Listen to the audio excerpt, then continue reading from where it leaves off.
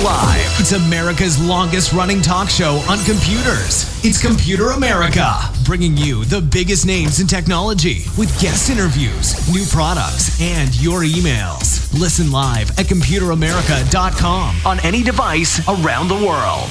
Email the show at live@computeramerica.com or find us on social media. Be sure to check out our website for contests, giveaways, show notes, live video stream, podcasts, and more. You're listening to Computer America.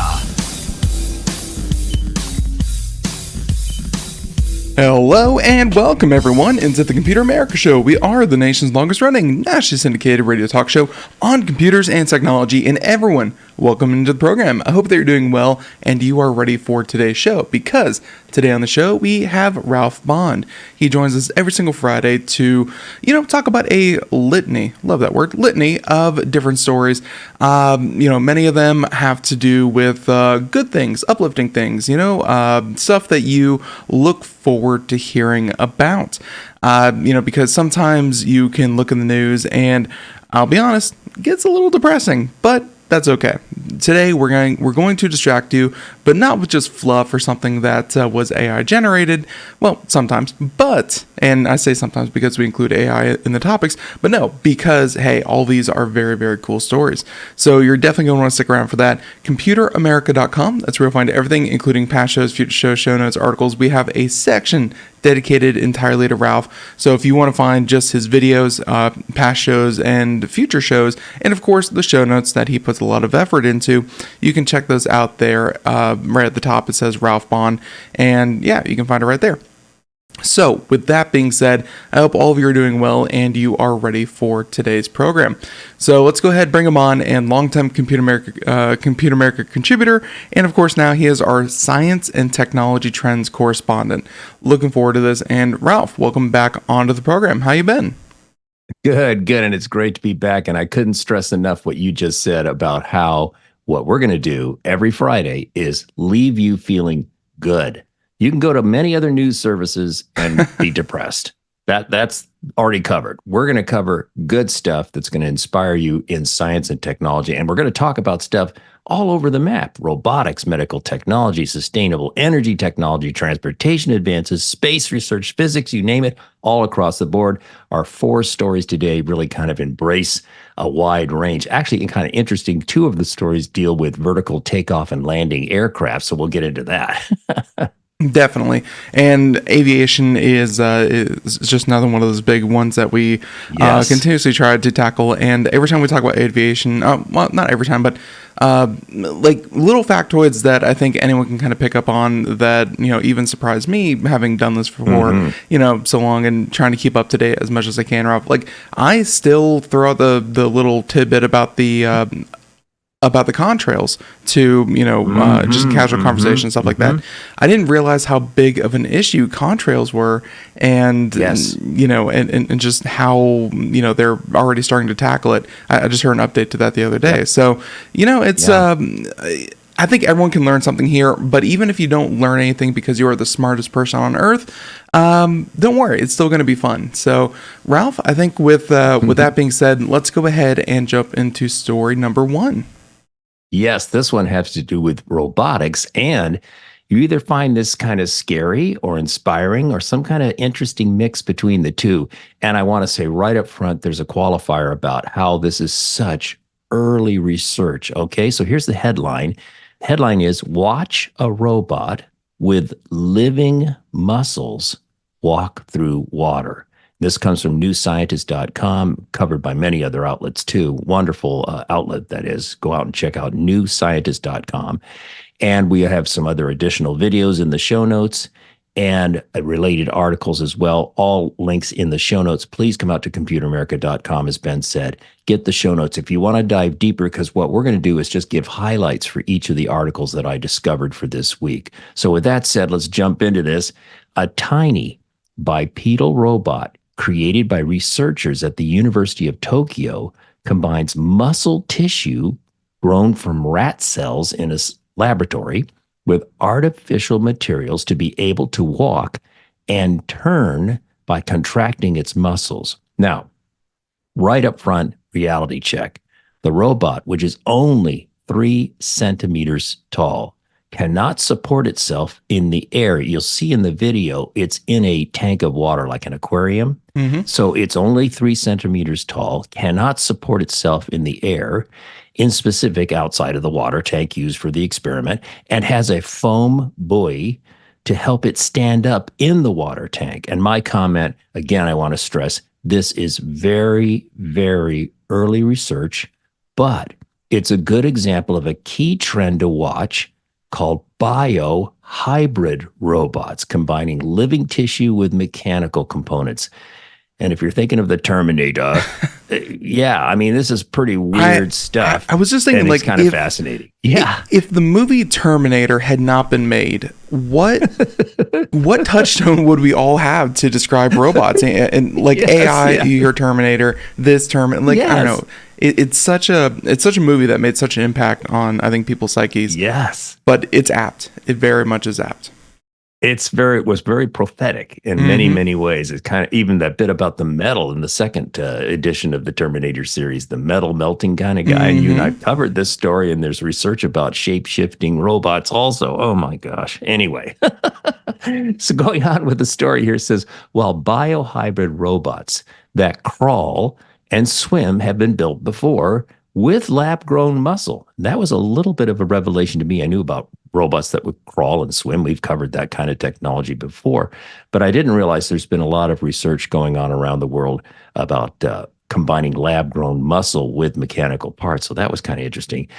With all that said, today's story, this story here, this is the first such bipedal robot that can pivot and make sharp turns. That's the advancement here that's got the robotics world going, this is pretty cool.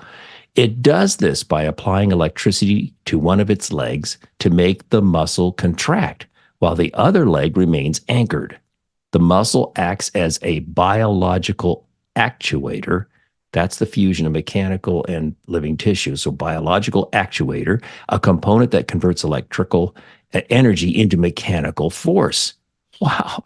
And the researchers go on to say, this is still basic research.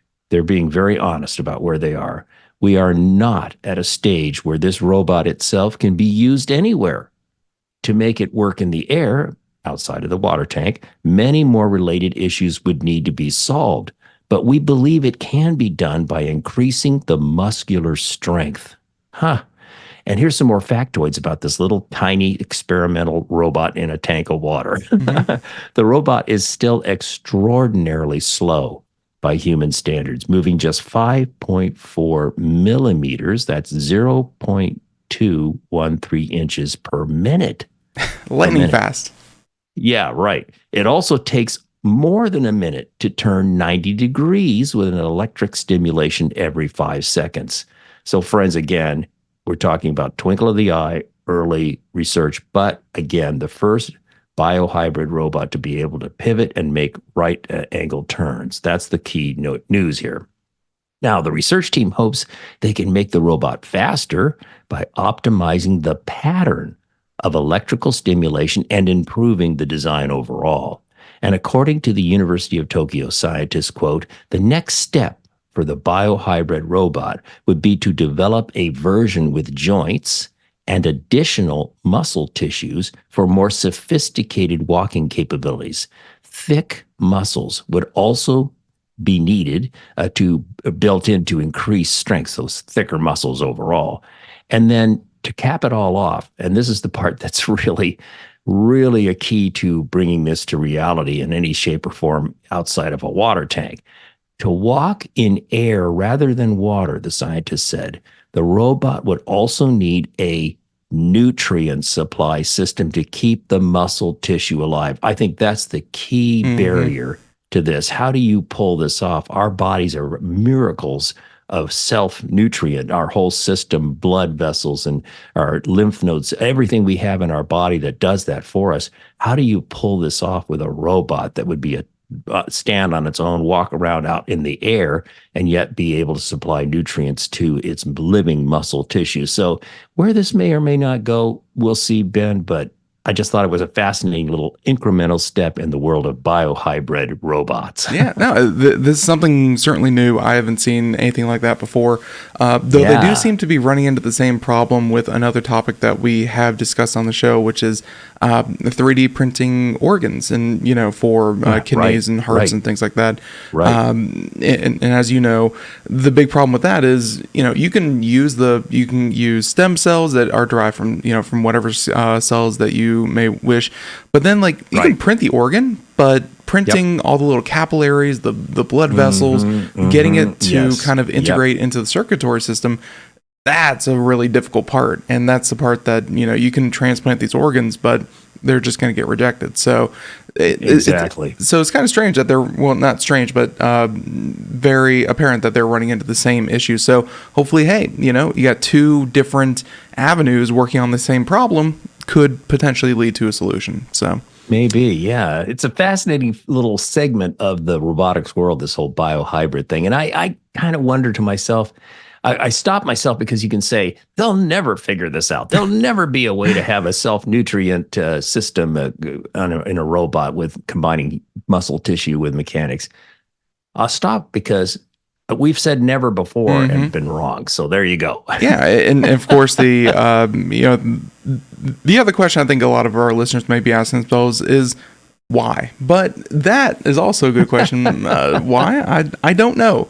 Maybe they want to make some kind of living robot, but hey. All research has some point, even if it doesn't lead to, kind of immediate results. Other people may use it one day. So all research is good research, and they're definitely doing good research. And Ben, here's something you and I know, and our listeners know too, and our viewers as well. Sometimes research like this might be picked up and studied by another team, and they go, well, that goal is kind of not where we're, but wait a minute, what they discovered in the process of doing this could be applied over here for something entirely unforeseen that could just be a major breakthrough. So raw basic research for its own self sometimes has spin-off benefits. So this is something that you might want to think about with what they're doing in the University of Tokyo with this biohybrid muscle mechanics combined robot. Makes sense. So let's talk about Mars a little bit. And story number 2 has to do with, NASA has had a number of rovers, and while rovers are still very important to the mission of, testing and exploring Mars, they're also looking for ways to get a little bit more speed because, even the most prolific Mars rover has only traveled, a couple dozen miles or something like that. Yep. Not very far. And of course, if you want to gather more information, you have to take to the air. So we've seen drones on Mars. I think we saw a helicopter that the article references that, kind of went down spectacularly. But now we have a new one that NASA seems to be planning, and it looks old. What is old is new again, because it kind of looks, like back in the day aircraft and aviation, but it's on Mars, and that's the really cool part. So story number 2. Yeah, this is a great example of aeronautics technology, in this case for flying around Mars. So let's get into this. If you get the show notes, folks, if you're watching our video, you see what Ben's showing you, the pictures from the article. That's great. Folks, if you're listening to us on a podcast, again, come out to computeramerica.com, get the show notes. You'll see the pictures. You'll see the links. You can dive in deeper. This is a very, very interesting looking aircraft. So here's the headline. NASA plans massive solar-powered electric plane for Mars mission. Comes from interestingengineering.com. We have a link to that. I have a link in the show notes to the NASA official website for this project. And I also have a link to a story or an article in Mashable.com that does a great job covering this story as well. And I'll try to, for those who are just listening to us, think of something that's sort of a kind of a strange fuselage. It's sort of an elongated, thin fuselage. It doesn't have a traditional tail like an aircraft would on our planet. And then 2 sets of wings that rotate with propellers. So I know it's difficult to verbally describe this thing. You really do need to see pictures of it and come out and get those show notes. But here's the story. After successfully testing the functioning of the Ingenuity helicopter on Mars, which is what Ben was referring to, NASA is aiming for something big and bold. NASA has unveiled a one-of-a-kind futuristic concept for flying a fixed-wing aircraft above the Martian surface. I guess if I wanted to quibble, fixed wing might be a little wrong because you're going to find out the wings actually move. But Right. that's a little harsh on my part. Well, and I guess they're kind of saying fixed wing because when it's in actual flight, it's going to be fixed, and they're not going to do that. True. But of course, looking at this thing, you're like, there's nothing big enough to go to Mars that can fit this thing. So it makes sense it would kind of fold out. Oh, right. So, oh, yeah. Absolutely. Yeah, that's a great question. How are they going to get this thing there and so forth? But anyway, the concept, this idea for this kind of aircraft to fly over Mars to do scientific studies, of course, is dubbed the Mars Aerial and Ground Intelligent Explorer. And of course, we'll use the acronym. You must have an acronym for all these things, MAGGIE, which is a nice friendly one. So MAGGIE was recently announced under the NASA Innovative Advanced Concepts Program. Can you imagine what it would be like to work with that bunch? According to a NASA blog post, MAGGIE is a compact, fixed-wing aircraft with an ultra-high productivity efficiency powered by solar energy to fly in the Martian atmosphere. And again, when you see the images of the craft, you see the wings are coated with the solar panels. Now, it has a wingspan. So when the headline said massive, let's put this into perspective. Massive relative to other craft that have been sent to Mars and the moon and so forth. So the wingspan of this aircraft proposal is 26 feet or 7.85 meters for our friends outside the United States. And its power source, again, is solar energy. So this next generation aircraft would be capable of doing global scale atmospheric measurements on Mars, ushering in a new age of space technology. Pretty cool stuff. And what's more, this airborne mission would leverage the rapidly evolving vertical takeoff and landing technology, or VTOL, which refers to an aircraft's ability to ascend into the air and descend back to the ground vertically without the need for a runway. I think we're all now very familiar with this concept of VTOLs. The concept has been proposed by US-based aerospace company CoFlow, that's C-O-F-L-O-W, CoFlow, separate word jet, CoFlow jet. Really interesting. And their website's very interesting too. And then in the show notes, I have a video from CoFlow that goes back a couple of years to 2021 that explains their VTOL technology. And that's worth a look and check it out, because this company understandably was really looking at commercial earthbound applications for this technology to make very efficient all-electric VTOL aircraft for that kind of purpose. In fact, one of the images that I picked up that's in the show notes, the proposed aircraft there says cargo on the side, the idea of some kind of cargo delivery aircraft. So check that out. That's an interesting little side note that I added to the story to give you a little more background. Yeah. Yeah, it seems like, some of these have a more traditional kind of like military kind of look to them. And then some of them towards the end also have kind of a passenger pedestrian kind of look to them. So, yeah. Yeah. And again, what fascinates me too is there's no traditional tail on these aircraft like we would expect to see. There's a little bit of one in that one you're showing there, but not quite the same. Yeah, there's but of course the atmosphere on which airplanes are very, very capable of doing here on Earth. There's not as thick of an atmosphere on Mars, so you don't need as much of like a tail and wind resistance and that kind of thing. So exactly, yeah, good point. Sorry to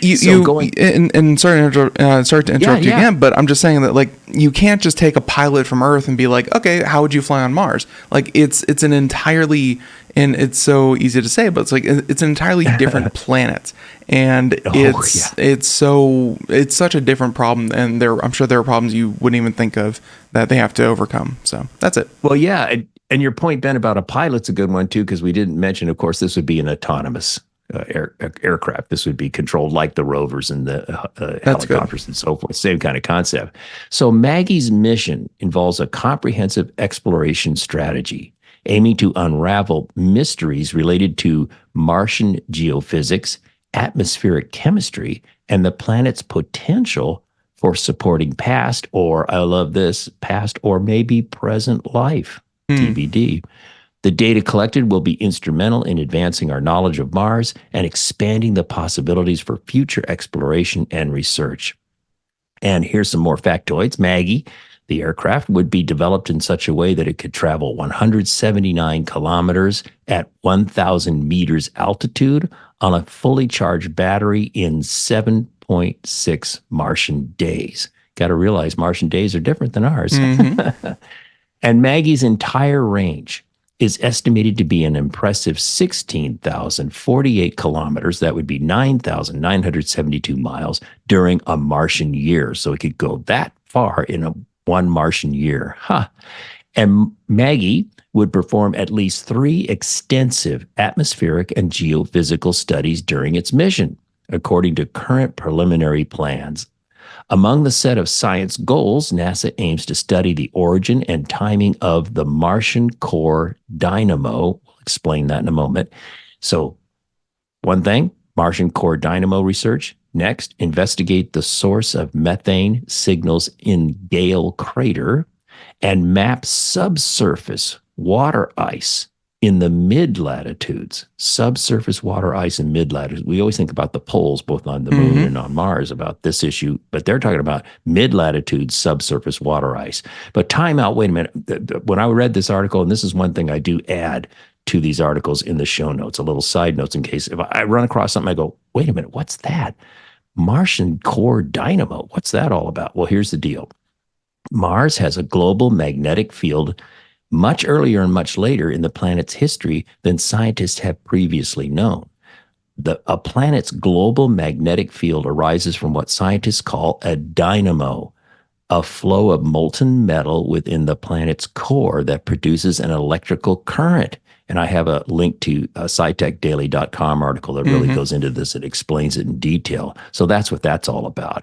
And NASA highlights that the successful demonstration of this aircraft technology on Mars could serve as a pioneering step, paving the way for similar aerial missions on other planets within our solar system. So here you go. Key trend to watch. Aircraft, more like what we would expect, flying around planets in the future. Yeah, and we've gone from little science tanks to flying science aircrafts and flying drones. Yeah. I'm sure I'm sure the amount of data that they would be able to collect from that is just going to help our research on Mars so much. And there's still that hope, I think, within a lot of people that we do find those little microbes on Mars, like living active cells, one day. And then at that point, things get a lot simple and a lot more weird and complex because it's not just us, there's life on other planets, and that's the fun part. So yeah, you know what, Ben, finding life someplace else to me would be just as great in terms of knocking our egos down as it was when human beings finally accepted the fact that, guess what, the Earth is not the center of the universe and everything revolves around us. Guess what, we're just a little pebble in a vast, astonishing ocean of things. And we're, I just think finding life would be so profound. I hope I see it in my lifetime. I really do. No, you're absolutely right. I mean, that's the overwhelming feeling that astronauts, who went to the moon and come back, kind of get that feeling is they're like, they look at the Earth and it's just this little blue, this little blue dot up in the sky, and you're like, oh wait, that's everything. Yeah. That's everything that we know. It's just that, and they do get this sense of not like dread, but like existential, scope that only astronauts kind of get. So I think we could all use a little bit of that. And with that being said, so. Vertical takeoff and landing on Mars, cool, and that's going to lead to a lot of very good advancements. Story number 3 is a little bit closer to home, and vertical takeoff, potentially maybe one day here in the next year or so, near you. So let's talk about story number 3. Yes, this is a good one. It comes from an outlet called Simple Flying, which is a really great source for people who are really into aeronautics.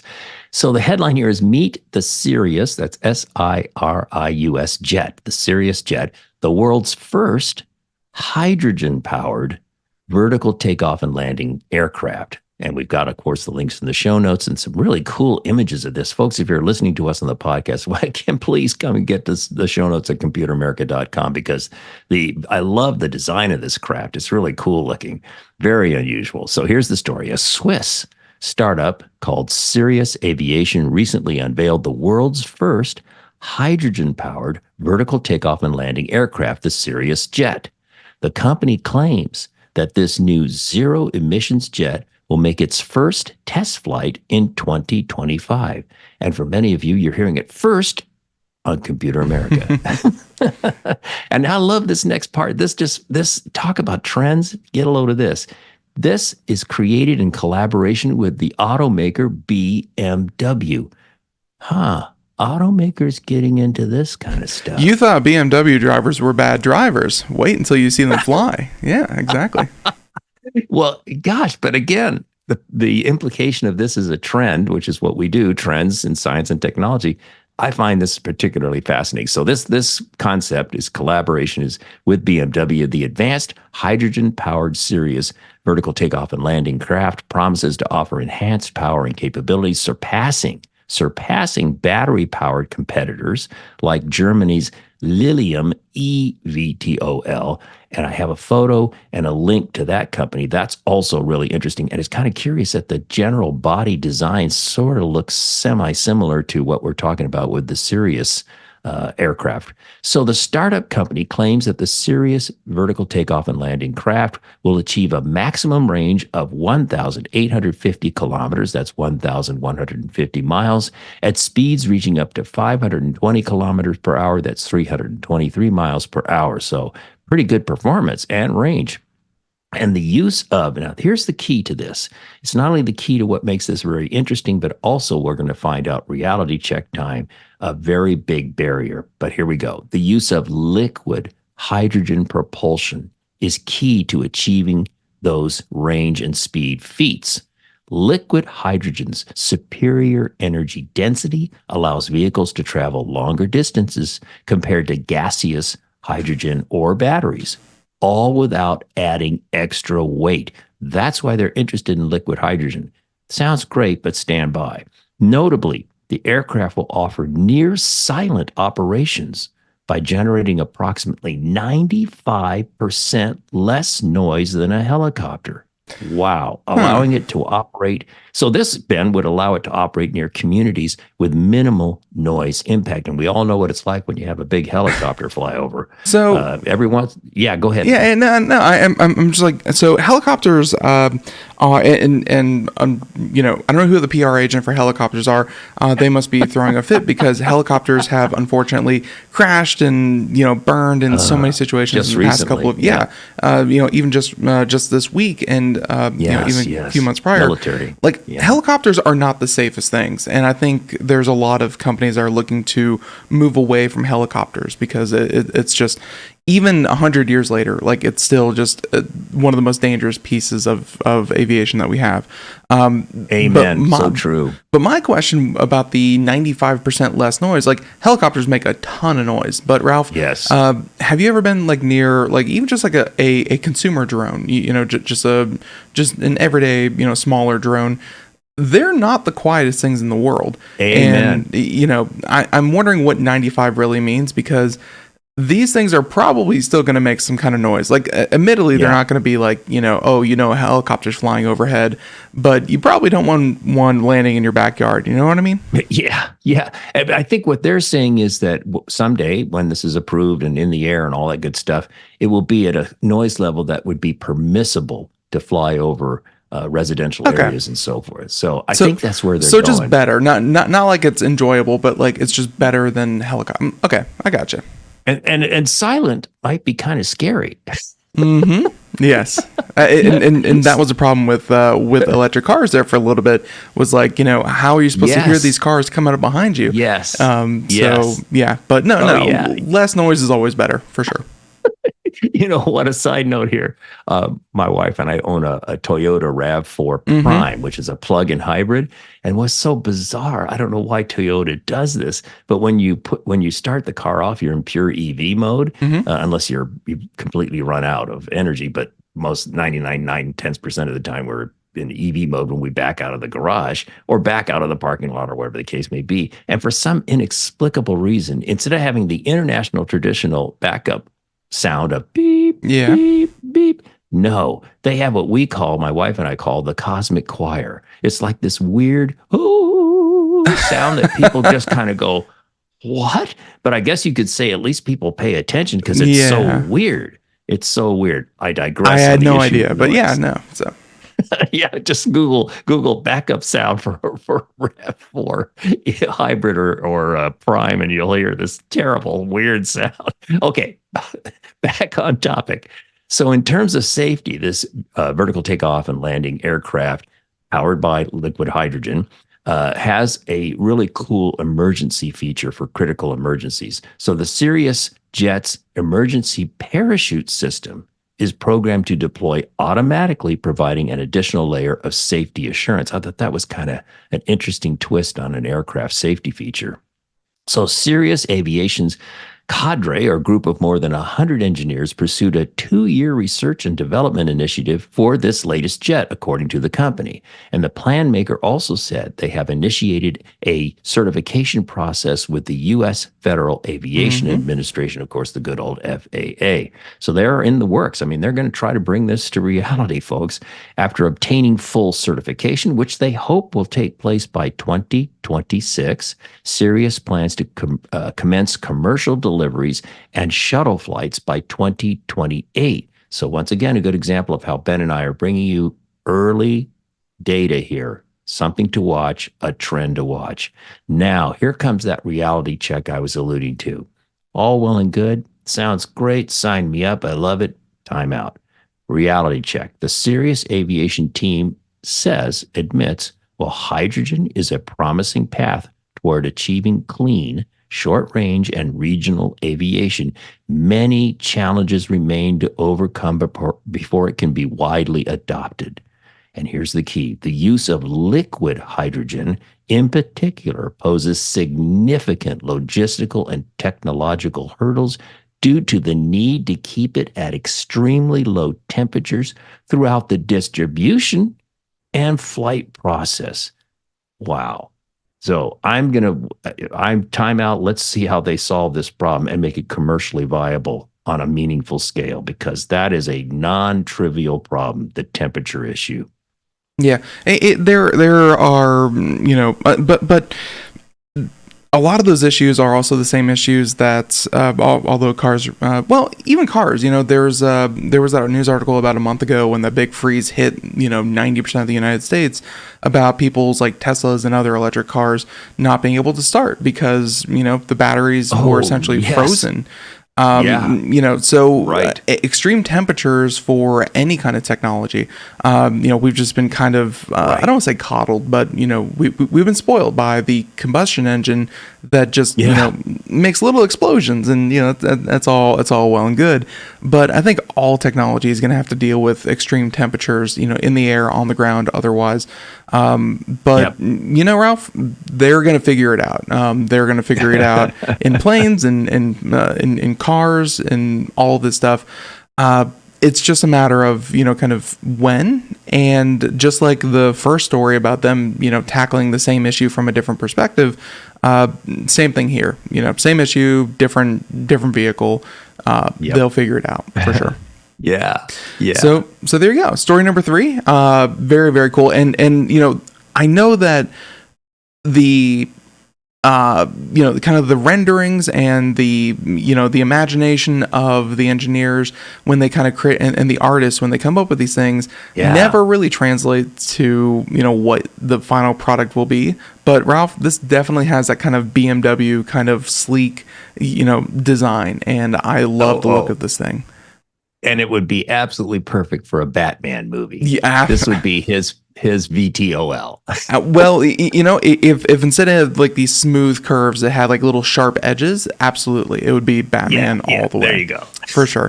So there you go. Story number 3. Story number 4, and an issue that I guess, with research being the way it's conducted, and it's being held in places that have, a lot of money, and their, diversity might be a problem, issues I never thought about. And story number 4 addresses one of them. And this one's really cool and hopefully very accessible to a lot of people. So story number 4. Absolutely. Yes. And for people who are new to the show and new to our Friday segments, you'll find out that I like to culminate by selecting an article that has something to do with medical technology advancements, because medical technology has been a big part of my life as an experiment for a lot of doctors. No, I'm kidding. Anyway, this is really, really encouraging news, and we love to bring this sort of stuff forward for you, because it's going to, again, leave you feeling really great about where we're headed with medical technology. So here's the headline: Smartphone attachment for pupil measurements with any skin tone. And you might be going, well, okay, what does that mean?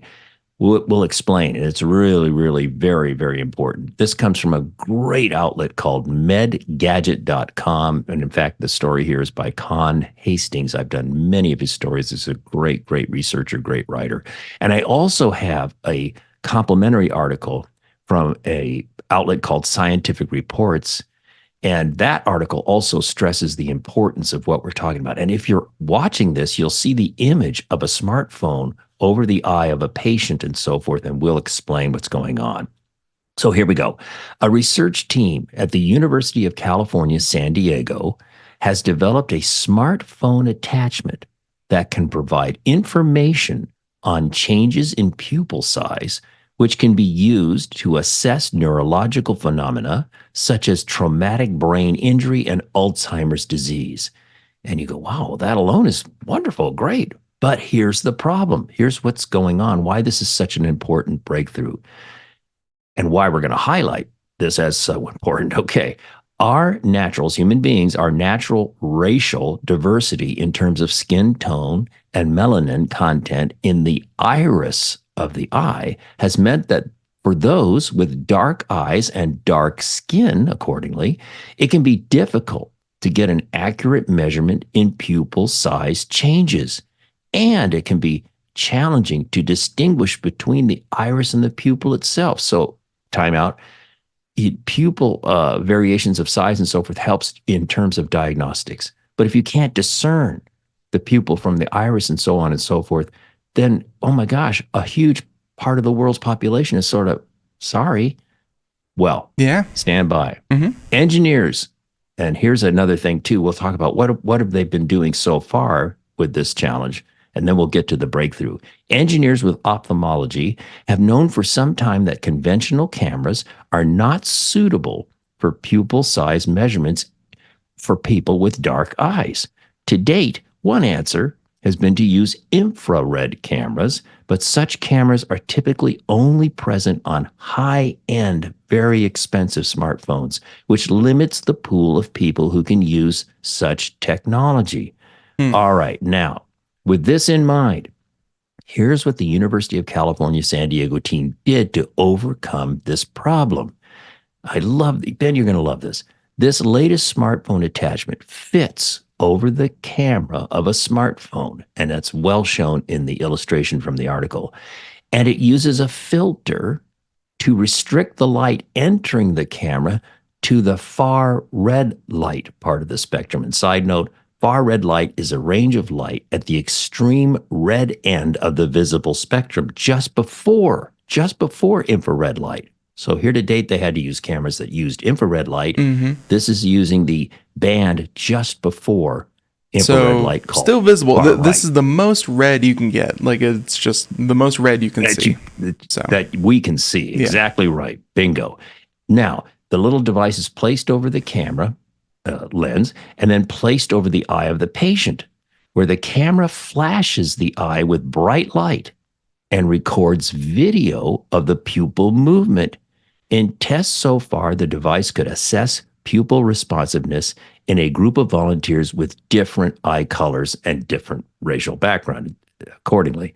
This solution makes the iris appear lighter in the resulting images and helps the technology to distinguish between iris and pupil, providing more robust diagnostics, for those with dark eyes. I just love this. This latest device works with a conventional smartphone camera.